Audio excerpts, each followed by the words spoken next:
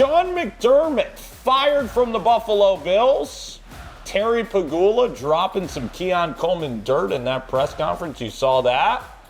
What do you think, Serge? Was this the right time? Should Sean still have a job? Are the Bills crazy? Will the Bills struggle now that Sean McDermott is no longer there? This is obviously a risk. What do you think about the firing in Buffalo? Well, I was shocked, but not surprised. You know what I mean? Like, any coach is liable. So many other coaches. There's an NFL record 10 coaches that are being fired, looking for new teams nowadays. But I think that this was just really like a Brandon Beane or McDermott. I think that this came down to Brandon Beane making a power move where he just got in front of this and tried to save his job. He even tried to blame that whole, like what you mentioned, got Pegula to talk about that Coleman wasn't even like the correct pick to them. But then there's videos of when they watch Coleman run a slow 40 and them saying, oh, wait, what did he run? They're like, oh, great. It'll only make it easier for him to get us. That's Brandon Beane who said that. That's Brandon Beane who said that. And then the same thing, Brandon Beane playing coy and not knowing, I had no idea that Darius Slay had only intentions to play for one team when we got him through the waiver. So you're telling me that's a mistake. That's a terrible mistake. But you're telling me you didn't reach out to a guy that you're bringing in. It's like they said on one of the shows, and they asked McDermott about it, and McDermott did the right thing and said that's a question for Brandon Beane.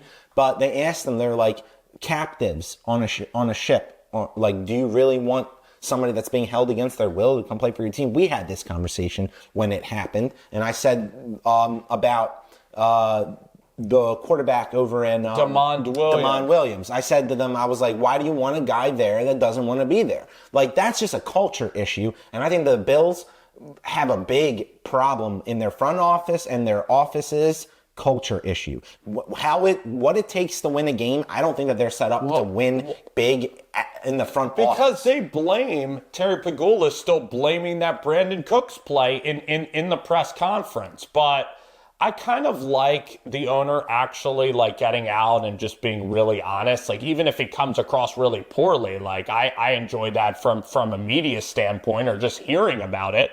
But Brandon Beane's done some decent things. He drafted Star Latualele. He's drafted the big Cole boy Bishop. Cole Bishop is a stud. Drafted Josh Allen. What about the kid from Kentucky, who's a real big defensive lineman? Do you know what I'm talking about? He stuffed the Eagles several times, like Delone Walker or something, I want to say.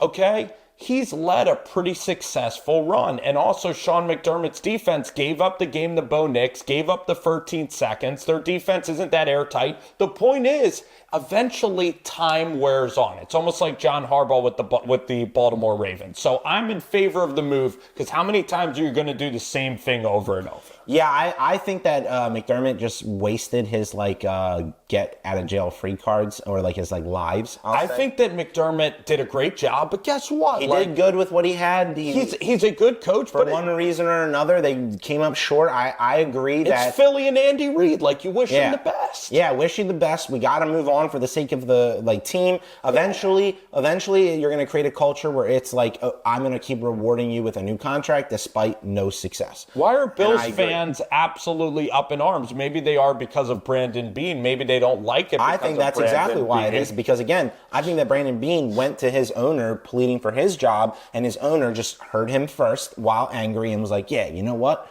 You're right. Why? You brought in Josh Allen." I think the owner was going to fire McDermott regardless. Right, but the owner came up with this story of how everyone was crying in the locker room. Well, Brandon Beane was already the GM. But he promoted him to president of football operations. I think Beane's decent. But he doesn't deserve a raise. Well, I'm a Brandon Beane one Pro Bowler that he drafted outside of James Cook. That's it. I was going to say James Cook. That's it. Well, Khalil Shakir, Shavers, Matt Prater. None of them are good, long-standing stars. He drafted Keon Coleman. Tre'Davious White, who had the game is still there. Poyer, Poyer's not playing. But all he's old these now are great. These are great secondary. And Poyer, players. He didn't draft him. The Eagles drafted him. Milano, Edmonds. Okay, where is Edmonds right now? These are good football players. Motor Singletary. These are good draft picks. Stephon Diggs. The trade for Stephon Diggs was a good trade. I mean, what's Stephon Diggs done since then? Only made the playoffs every single year and now playing in an AFC Championship game. But Brandon Beane made that move. So I'm a Brandon Beane guy. So I think that this is going to work out great for Buffalo. I think they will be going to the Super Bowl very soon. They will never be going to the Super Bowl, unfortunately. Brandon Beane will be up there on a float. So long as Brandon Beane, mark this a date and time right now. So long as Brandon Beane is involved in that organization, they will never win a Super Bowl. Brandon Beane? They went to 5 straight without Brandon Beane. He's a good old country boy. They're a cursed franchise. Which isn't Brandon's fault. And it's not his fault, but he's aiding to it. Could have just not drafted Keon Coleman, drafted a better wide receiver, or could have drafted a bunch better in a lot of different positions.